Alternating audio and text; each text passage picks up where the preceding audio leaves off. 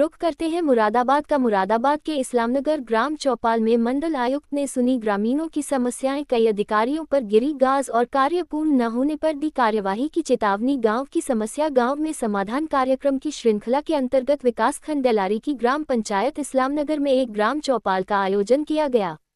चौपाल में मुख्य अतिथि के रूप में पहुंचे मंडल आयुक्त मुरादाबाद को फूलों का गुलदस्ता देकर ग्राम प्रधान बबलू द्वारा स्वागत किया गया और ग्राम चौपाल की प्रक्रिया को आगे बढ़ाते हुए मंडल आयुक्त अजनेय कुमार सिंह द्वारा गांव की समस्या के हर पहलू पर ग्रामीणों से पूछताछ की गई, चाहे वह समस्या आंगनबाड़ी से हो या प्राइमरी शिक्षा से, साफ सफाई से, पानी की निकासी से, सड़क के निर्माण से, नाली निर्माण से, बिजली की समस्या जैसी ही क्यों न हो, सभी समस्याओं को सुना गया तथा गर्भवती महिलाओं एवं मासूम बच्चों के पोषाहार तक सभी समस्याओं के निराकरण का प्रयास किया गया।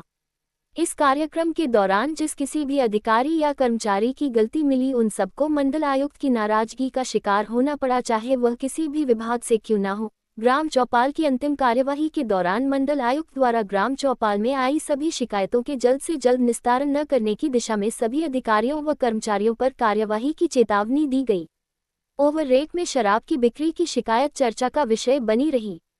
मंडल आयुक्त के साथ चौपाल में आए गजेंद्र प्रताप सिंह, उपायुक्त विकास अरुण कुमार सिंह, अपर आयुक्त प्रशासन मृणाली अविनाश जोशी, मुख्य विकास अधिकारी आदि अन्य सैकड़ों अधिकारी एवं कर्मचारी शामिल रहे। देखिए, माननीय मुख्यमंत्री जी के निर्देश पर हमारे एक गांव में चौपाल आयोजित कर लोगों की समस्याओं को वहीं पर सुनना और वहीं पर निस्तारण करने का प्रयास करना है। ये उनके द्वारा निर्देशित किया गया। इस क्रम में अलग अलग गाँव में जनपद के अधिकारियों के द्वारा और तहसील के अधिकारियों के द्वारा ग्राम चौपाल आयोजित की जाती रही।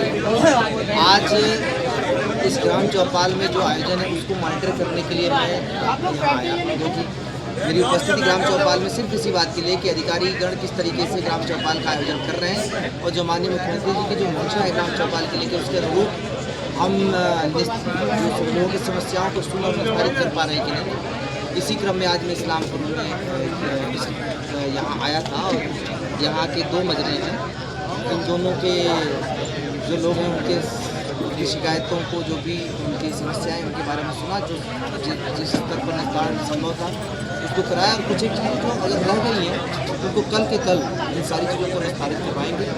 कोई अगर पेंडेंसी हमारे स्तर से बाहर की है उसको भी हम सर, कुछ ग्राम पंचायतों में मनरेगा से जो काम कराए गए हैं पेंडिंग 1 साल पेमेंट हो गया, उनकी पेमेंट नहीं आ रही है, तो सर इसके बारे में क्या कहना चाहेंगे? इन सारी चीज़ों में देखिए, जहाँ मनरेगा की पेमेंट की बात है, कई सारी जगहों पर मनरेगा अभी क्योंकि मनरेगा में एक परिवर्तन हुआ है, मनरेगा में शिफ्टिंग। जी सर, उस शिफ्टिंग के कारण तकनीकी कुछ कारण है उनकी वजह से रुकी है। अगर उसमें सब कुछ ठीक है और कोई जांच भी नहीं है, फिर भी अगर रुका हुआ है तो उसके बारे में जांच करके उसको प्लान बनाएंगे।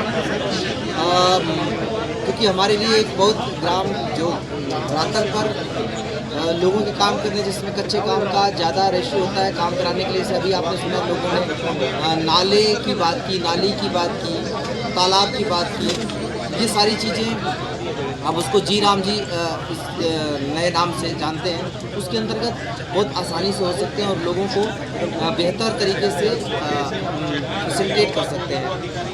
तो कहीं पे अगर इस तरीके की चीज़ें उसको हम समीक्षा करते हैं, उसमें मैं समीक्षा करूँगा। जो यहाँ पर जो मैंने बातें सुनी उसमें ज़्यादातर ऐसी चीज़ आई नहीं, सिवाय इसके कि जल की निकासी और रोड की कनेक्टिविटी, इसके बारे में मैंने जुलाई अगस्त में ही निर्देश दिया था। अब फिर पुनः दिया है कि माननीय मुख्यमंत्री जी ने पीछे कहा था कि कोई ऐसी सार्वजनिक ऐसा प्लेस नहीं रहना चाहिए जहाँ पे लोगों को जाने आने की समस्या हो और जल निकासी की व्यवस्था हो, पीने के पानी की व्यवस्था हो। तो इन सारी समस्याओं को हमने नोट किया। सर, एक आखिरी सवाल है कि बहुत सारे गांव में पीवीसी लाइन बिजली की तो पड़ गई है, लेकिन एचटी लाइन उसके साथ साथ लगातार गांव में चल रही है, तो उससे कई बार सर गांव में हादसे भी हुए हैं, उसको लेकर सर क्या कहेंगे? अभी मैंने पीछे भी इसके बारे में आख्या ली थी, इसमें बारी बारी काम चल रहा है कि क्या इसके लिए संसाधनों की जो उपलब्ध संसाधन उससे सबको वो फोकस करने की ज़रूरत होती है, कंसंट्रेट करने की ज़रूरत है।